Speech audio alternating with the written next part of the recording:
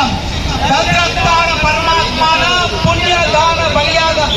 సర్వ పాపములు పోవాలి అంటే ఒక ప్రజాప్రతినిధి, ఒక దైవ కుమారుడు, దేవుని కుమారుడు తన రక్తాన్ని చిందించమయ్యను. ఆ కుమారుడే యేసు ప్రభు. ఆయన స్వీయ అర్పణ ద్వారా ఈ లోకానికి రక్షణను తీసుకొని వచ్చినాడు. అందుకే యేసు ప్రభు పాప పరిహార బలిని ప్రతి శిలువ మార్గమున ఈ గుడ్ ఫ్రైడే రోజున మనము కొనియాడుతున్నాము.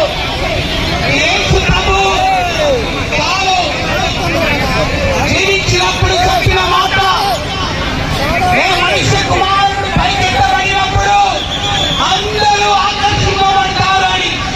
చూడండి, ఈ శిలువ మార్గంలో ఇంతమంది ప్రజలు దేవునికి ఆకర్షితులవుతున్నారు అంటే ఇది ఏదో ప్రలోభాలకు కానీ ఏదో డబ్బులు ఇచ్చి కానీ వచ్చినది కాదు. కేవలం దేవుని ప్రేమ, ఆయన కరుణ, ఆయన మహిమను మనమంతా ఆకర్షితులై ఉన్నాము. కాబట్టి ప్రియ దేవుని బిడ్డలారా, యేసు ప్రభు ఆయన శిలువలో వేలాడి మరణించి ఉన్నారు. యెషయా గ్రంథము 53వ అధ్యాయంలో యేసు ప్రభు చనిపోక మునుపే 700 సంవత్సరాల క్రితం యెషయా ప్రవక్త ప్రవచించినారు. ఆయన పొందిన దెబ్బల ద్వారా మనము స్వస్థతను పొందుతాము అని. ఆయన చిందిన రక్తం ద్వారా మన పాపములన్నీ కడిగివేయబడతాయి అని. ఆయన పొందిన గాయాల ద్వారా మనకి ఆరోగ్యం చేకూరుతుంది అని. ఆయన పొందిన మరణము ద్వారా మనకి సంపూర్ణ జీవము, సమృద్ధి జీవము లభిస్తుంది అని యెషయా ప్రవక్త ప్రవచించినారు. మనమంతా పాపముతో దారి తప్పిపోతున్నాము. పాపము అనగా దేవునికి నుండి దూరముగా వెళ్ళటమే, దేవునికి వ్యతిరేకముగా చేయుటయే పాపము. ఈ పాపము వలన మనం ఏమవుతున్నామంటే సైతానికి బానిసలం అవుతున్నాము. ఈ లోక వాంఛలకు, ఈ లోక ఆశలకు, దుష్ట వాంఛలకు మనము లోనై మన జీవితాలను నాశనం చేసుకుంటున్నాము.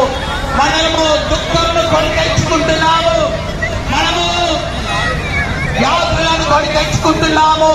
వేదనలను కొని తెచ్చుకుంటున్నాము. బాధలను కొని తెచ్చుకుంటున్నాము. వీటన్నిటి నుండి విడుదల చేసేవారు ఎవరు అంటే యేసు ప్రభువే. ఆ యేసు ప్రభు శిలువ మరణము ద్వారా మనందరికీ విడుదలను ఇచ్చినాడు. అందుకే పౌలు గారు చెప్తున్నారు, ఓ మృత్యువా నీ విజయం ఎక్కడా? మృత్యువు నాశనము చేయబడినది. ఇక చివరి శత్రువు మృత్యువు నాశనమైనది. యేసు ప్రభు మరణము ద్వారా సైతాను బద్ధము, ఆ మృత్యువు నాశనం చేయబడి ఉన్నది. అందుకే ఇక క్రైస్తవులెవరు మరణం అంటే భయపడరు. ఎందుకంటే మరణం కేవలం ఒక ద్వారం లాంటిదే. మరణించిన యేసు ప్రభు తిరిగి 3వ నాడు పునరుత్థానుడైపోతున్నాడు. ఆయన జీవముతో లేచిపోతున్నాడు. ఆయన సజీవుడిగా మరలా మనలో ఉంటున్నాడు. ఆయన సంఘములోను, పేదవారిలోను, ప్రతి ఒక్కరిలోను, అణగారిలోను, ప్రజలలోను, ప్రతి ఒక్కరిలో దేవుడు ఉంటున్నాడు. అందుకే మన పౌలు గారు చెప్తున్నారు, ఇక దేవుని ప్రేమ నుండి మనల్ని ఏది వేరుపరచలేదు. మరణము గాని, మృత్యువు గాని, బాధలు గాని, హింసలు గాని, ఆకలు గాని, చట్టాలు గాని, ప్రభుత్వాలు గాని, రాజులు గాని ఎవరు యేసు ప్రభు ప్రేమ నుండి మనల్ని వేరుపరచలేరు. ఎందుకంటే యేసు ప్రభు మన అందరిలో జీవిస్తున్నాడు. ఆయన సజీవుడిగా జీవిస్తున్నాడు. ఆయన మరణించి మనల్ని కూడా చేస్తున్నాడు. దేవుని బిడ్డలుగా చేస్తున్నాడు.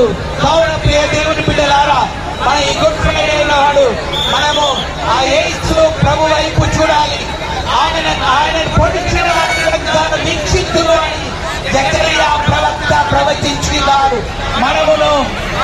పొడిచిన వారి వెంట వీక్షిస్తూ యేసు ప్రభు యొక్క రక్షణను పొందుకొని మరో ఇంటి నుంచి దేవుని బిడ్డలుగా పాపం లేకుండా ఈ లోకానికి, ఈ ప్రపంచానికి, మన భారతదేశానికి, మనం ఇక్కడ పుట్టిన ప్రతి ఒక్కరూ దేవుని కరుణను, దేవుని ప్రేమను, దేవుని త్యాగమును ప్రతి ఒక్కరికి పంచుతూ ఈ లోకాన్ని, మన దేశమును అందరినీ సమానత్వంతో, స్నేహభావంతో, ప్రేమతో చూస్తూ వారిని దీవించబడాలని వారి కోసం ప్రార్థన చేద్దాము. ప్రభు మనల్ని అందరినీ ఆశీర్వదించునుగాక. Praise the lord.